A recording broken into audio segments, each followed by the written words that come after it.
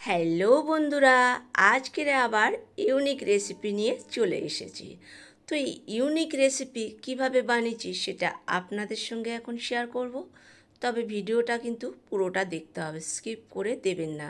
Skip করে দিলে অনেক কিছু মিস করবেন। তো এখানে আমি কচুরলতি ধুয়ে ছাড়িয়ে নিয়েছি, নিয়ে এরকম ছোট ছোট করে পিস করে কেটে নেব। তো কাটাটা আমার হয়ে গেছে। এরপরে আমি এখানে নুন দিয়ে দেবো, কিছুটা দিয়ে দেবো গুঁড়ো হলুদ, দিয়ে দেবো কিছুটা সর্ষের তেল, নুন হলুদ দিয়ে কচুরলতিটা মেখে আমি 30 মিনিটের জন্য রেস্টে রেখে দেবো। এদিকে আমি একটা মিক্সিং জার নিয়ে নিয়েছি, নিয়ে নেবো কালো সর্ষে, নিয়ে নেবো সাদা জিরে গোটা, আর নুন, কাঁচা লঙ্কা, নিয়ে নিলাম নারকেল কোড়ানো। এই সবগুলো দিয়ে আমি বেটে নেব। তো বাটাটা আমার হয়ে গেছে।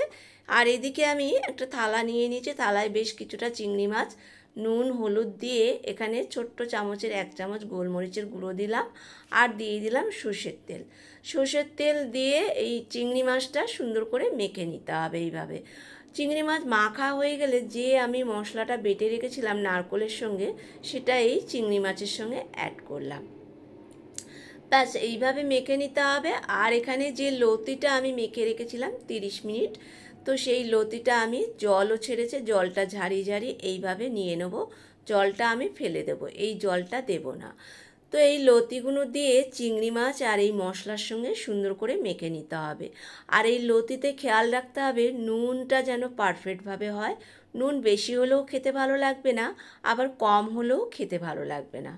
আর এদিকে আমি কড়াইতে একটু তেল মেখে রেখে দেব।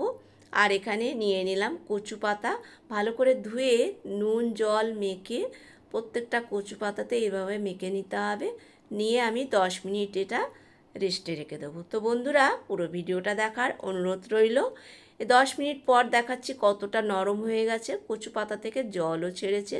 তো আমি যখনই কচু পাতার কোনো রেসিপি করি, আমি কচু পাতাতে এরকম নুন জল মেখে 10 মিনিট বা আধ ঘন্টা রেখে দিই।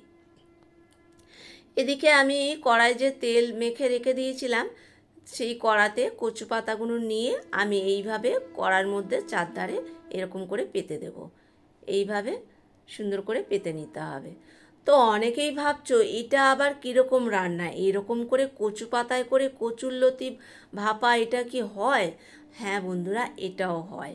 তো কচু পাতার ওপরে আমি দিয়ে দিলাম বেশ কিছুটা গোলমরিচের গুঁড়ো, তাহলে গোলমরিচের ফ্লেভারটা বেশ ভালো লাগবে।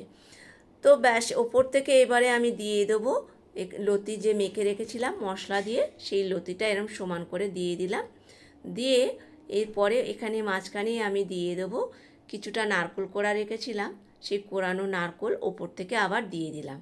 দিয়ে বাকি যে লতিগুলো মশলা মাখানো চিংড়ি মাছ মাখানো আছে, সেটাও আমি এখানে দিয়ে দিলাম।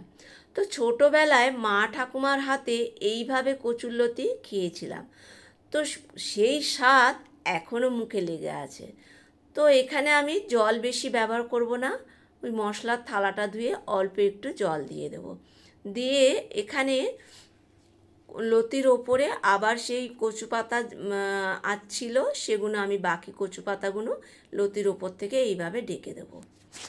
তো মা ঠাকুমাদের মতন সেই স্বাদ করতে না পারলেও কিছুটা হলেও সেই রকমই স্বাদ হয়েছে।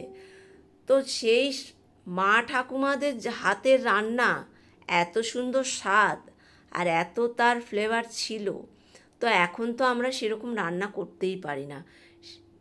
মানে তখন যে এত সুন্দর লাগতো এইগুলো খেতে, তো এখন হাজার মশলা দিলেও এই মানে যে কোনো তরকারিতে অনেক মশলা তেল দিয়ে করো, খেতে একদমই যেন ভালো লাগে না। অথচ ছোটোবেলায় মা ঠাকুমারা কত সুন্দর রান্না করতো, বেশ অল্প তেল অল্প মশলায়, খেতে অপূর্ব হতো।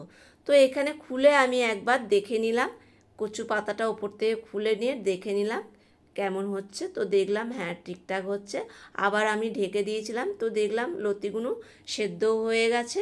তো ব্যাস এবারে আমি খুলে আবার দেখে নেব যে কত সুন্দর হয়েছে। তো বন্ধুরা, ভিডিওটা যদি ভালো লাগে লাইক কমেন্ট শেয়ার করার অনুরোধ রইল। আর নতুন কোনো বন্ধু হয়ে থাকলে ইউটিউব চ্যানেলটা সাবস্ক্রাইব করে নেওয়ার অনুরোধ রইল।